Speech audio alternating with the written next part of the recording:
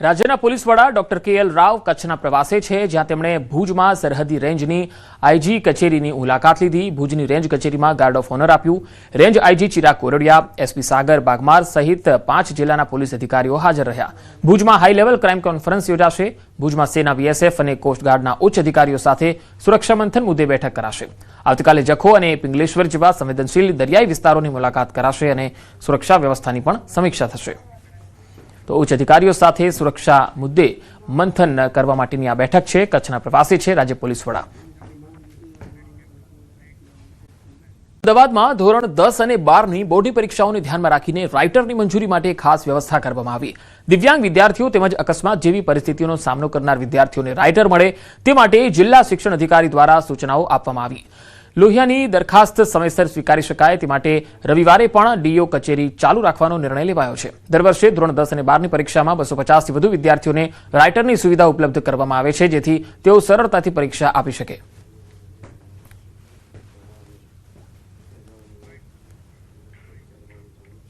દર વર્ષે પરીક્ષામાં ખાસ કરીને લોહિયાની જરૂર હોય તેવા જે વિદ્યાર્થીઓ હોય છે, પરીક્ષાના ઉમેદવારો જે હોય છે, તેમને ચેકલિસ્ટ પ્રમાણે અત્રેની અમારી કચેરી જે છે ત્યાં એની વ્યવસ્થા ચેકલિસ્ટ સાથેની દરખાસ્ત આપે તો તરત જ અમારી જે ટીમ બેઠેલી છે તે લૈયાની મંજૂરી આપે છે. અમારા ક્લાસ 2 એક અધિકારી આમાં નિયુક્ત કરવામાં આવ્યા છે અને સમગ્ર ટીમ જે છે એ લૈયામાં કોઈ પણ દિવ્યાંગ આવે તો પણ અથવા તો કોઈ અકસ્માતના કિસ્સા આવે તો તેના આધાર પુરાવા સહિત જે રજૂઆતો આવેલી હોય છે તેનું તાત્કાલિક એનું જે છે એ ઉકેલ લાવવામાં આવે છે. આગામી 26 ફેબ્રુઆરીથી બોર્ડની પરીક્ષા શરૂ થઈ રહી છે. ખાસ કરી પરીક્ષાના પ્રથમ દિવસે વિદ્યાર્થીઓને પરીક્ષા સેન્ટર પર પહોંચવાની ઉતાવળ હોય છે. આ ઉતાવળમાં જ ઘણીવાર વિદ્યાર્થીઓ મોડું કરી દેતા હોય છે. બોર્ડની પરીક્ષાના વિદ્યાર્થીઓના હિતને ધ્યાનમાં રાખીને અમદાવાદ જિલ્લા શિક્ષણ વિભાગ દ્વારા પુસ્તિકા તૈયાર કરાઈ, જેથી હવે એક જ ક્લિકથી શકશે. આ પુસ્તિકામાં બોર્ડ પરીક્ષા સેન્ટરના સંચાલકોના નામ, સરનામા અને મોબાઈલ નંબર સહિતની વિગતો છે. અમદાવાદ શહેર અને રાજ્ય સરકારના બોર્ડની પરીક્ષાના હેલ્પલાઇન નંબર પણ આપવામાં આવ્યા. પુસ્તિકામાં પરીક્ષાનું સમયપત્રક પણ છે. વિદ્યાર્થીઓને ઉપયોગી પ્રશ્ન બેંક પણ તૈયાર કરાઈ છે, જેથી વિદ્યાર્થીઓ પરીક્ષાની તૈયારી ઘરે બેઠા કરી શકે. વિદ્યાર્થીઓને મદદરૂપ થવા માટે પરીક્ષા સહાયક પુસ્તિકા ડિજિટલ સ્વરૂપે દર વર્ષની જેમ આ વર્ષે પણ અમે લોન્ચ કરી છે. આમાં વિદ્યાર્થીઓ ખાસ કરીને તમામ બિલ્ડિંગોના કેન્દ્ર સંચાલકના નામ, નંબર, એડ્રેસ સહિત એમની લોકેશનની વિગતો, એટલે ગૂગલ મેપિંગથી કોઈ પણ લોકેશન એમનું જે બિલ્ડિંગનું છે એ જોઈ શકે. તો ઇમરજન્સીમાં ઘણી વખતે ક્યાંક કોઈ વિદ્યાર્થી અટવાય તો એ કેન્દ્ર સંચાલકને સીધો કોલ પણ કરી શકે. કેટલાક ઇમરજન્સી હેલ્પલાઇન નંબરો છે. એમાં વિસનગર સ્થિત એસકે યુનિવર્સિટીમાં ઉડાન કાર્યક્રમ યોજાયો. વિદ્યાર્થીઓને તેમના જીવનમાં ખુલ્લા મને ઉડાન ભરવા અને મોકળું મેદાન આપવા કાર્યક્રમનું આયોજન કરાયું. ઉડાન વિદ્યાર્થીઓમાં રહેલી આંતરિક શક્તિને બહાર લાવવાનું સશક્ત પ્લેટફોર્મ છે. આ કાર્યક્રમ દ્વારા વિદ્યાર્થીઓનો આત્મવિશ્વાસ વધે અને ટીમવર્કની ભાવના કેળવાય તેવા પ્રયાસના આ કાર્યક્રમનું આયોજન થયું હતું.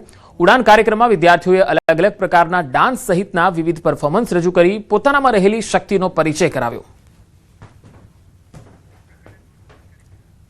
તો એસકે યુનિવર્સિટીમાં 10 વર્ષથી ઉડાનના માધ્યમથી આ પ્રકારે ઉજવણી થાય છે, જેમાં વિદ્યાર્થીઓમાં રહેલી શક્તિઓ છે તેને પ્રોત્સાહન આપવા માટે આ કાર્યક્રમ વિસનગર સ્થિત એસકે યુનિવર્સિટીમાં ઉડાન કાર્યક્રમનું આયોજન થયું. વિદ્યાર્થીઓને તેમના જીવનમાં ખુલ્લા મને ઉડાન ભરવા અને મોકળું મેદાન આપવા આ કાર્યક્રમનું આયોજન થયું.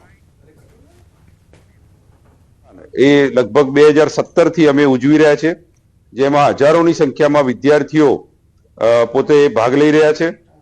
ભારતની સંસ્કૃતિ અને કલ્ચરલ પ્રોગ્રામની અંદર વિવિધ આઇટમ્સ સાથે વિદ્યાર્થીઓ પરફોર્મ કરવાના છે. વિદ્યાર્થીઓની અંદર શૈક્ષણિક રીતે લાયકાત વધે, પણ સાથે સાથે એમની સાથે કલ્ચરલ એક્ટિવિટી અને સ્પોર્ટ્સ એક્ટિવિટીથી તેમનો સર્વાંગી વિકાસ થાય. ભારત મંડપમમાં આયોજિત ઇન્ટરનેશનલ એઆઈ સમિટમાં ઘૂસી યુથ કોંગ્રેસના કાર્યકર્તાઓનો વિરોધનો જે મામલો છે એ હવે ગરમાઈ રહ્યો છે. દેશના વિવિધ રાજકીય પક્ષો અને નેતાઓએ કોંગ્રેસના શરમજનક વર્તનની આકરી ટીકા કરી. જગનમોહન રેડ્ડી, માયાવતી સહિતના નેતાઓએ ટ્વીટ કરી કોંગ્રેસના વર્તનની ટીકા કરી હતી. તો અલગ અલગ પાર્ટીના નેતાઓ પણ હવે કોંગ્રેસની આ હરકત અને યુવા કાર્યકર્તાઓએ જે રીતે વિરોધ કર્યો, પોસ્ટરો બતાવ્યા હતા અને પ્રદર્શન યોજ્યું હતું તેને શરમજનક ગણાવી હતી. કોંગ્રેસના આ વર્તનની દેશભરમાં ટીકાઓ થઈ રહી છે.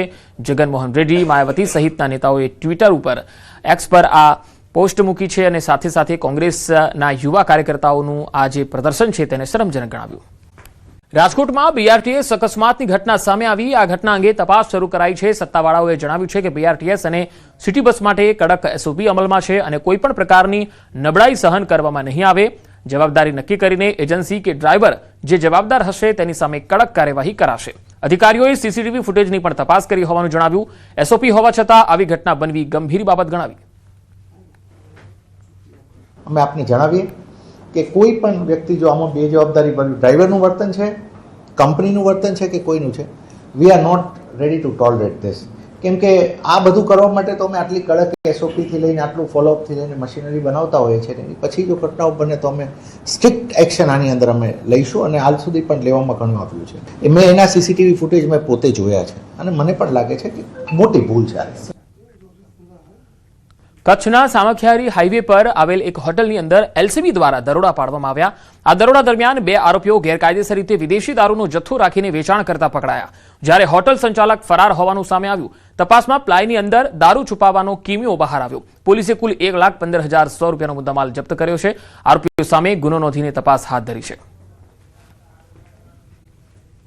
પર વધુ એક ગુનો નોંધાયો. જૂનાગઢના યુવકે આપઘાતનો પ્રયાસ કર્યો હતો. કીર્તિ પટેલ અને તેના સાગરીતોની ધમકીથી કંટાળી જૂનાગઢના યુવકે જેતપુરમાં ફિનાઇલ ગટગટાવ્યું.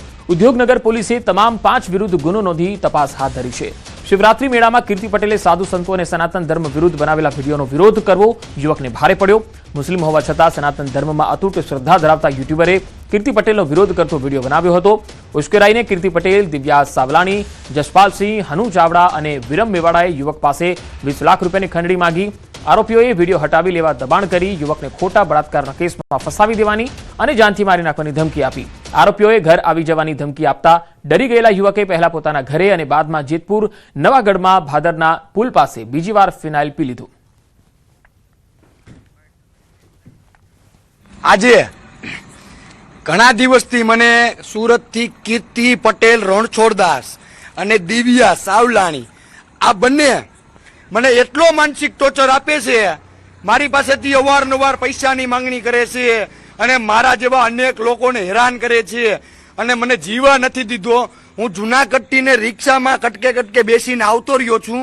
મને ખબર નથી ક્યાં આવ્યો છું. હું રેલના પાટે અડધી કલાક બેઠો તો અહીંયા બાજુમાં એક રેલનો પાટો છે.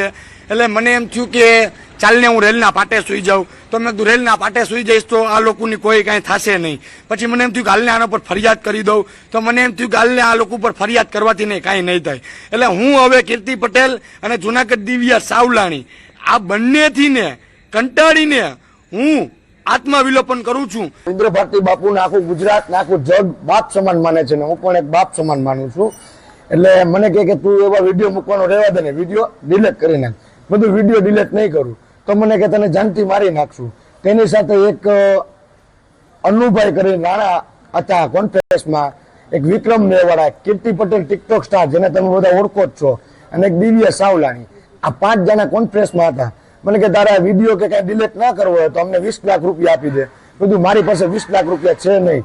તો મેં ડરના કારણે મારો મગજ કામ કરતો નહોતો એટલે મેં ડરના કારણે મારા બાથરૂમના મારા પોતાના ઘરમાં દવા પી લીધી. તો કીર્તિ પટેલ અને દિવ્યા સાવલાણીના વિવાદનો આ મામલો. યુવકના આરોપ સામે દિવ્યા સાવલાણીનો ખુલાસો. તેણે કહ્યું કે હું આ વ્યક્તિને ઓળખતી પણ નથી. કીર્તિ પટેલ કોઈના કાળા ચોપડા ન ખોલે તે માટે આ કાવતરા કરે છે.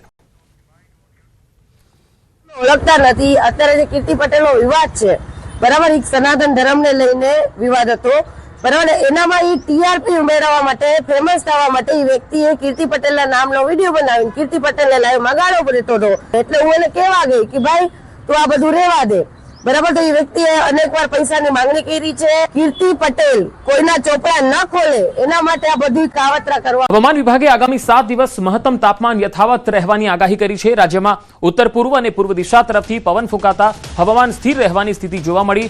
આગામી 7 દિવસ દરમિયાન મહત્તમ તાપમાન યથાવત રહેવાની શક્યતા છે અને હાલના સમયગાળા માટે મહત્તમ તાપમાન સરેરાશ 31 ડિગ્રી સેલ્સિયસની આસપાસ રહેશે, જ્યારે 24 કલાકમાં લઘુત્તમ તાપમાનમાં 2 થી 3 ડિગ્રીની ઘટ જોવા મળી શકે.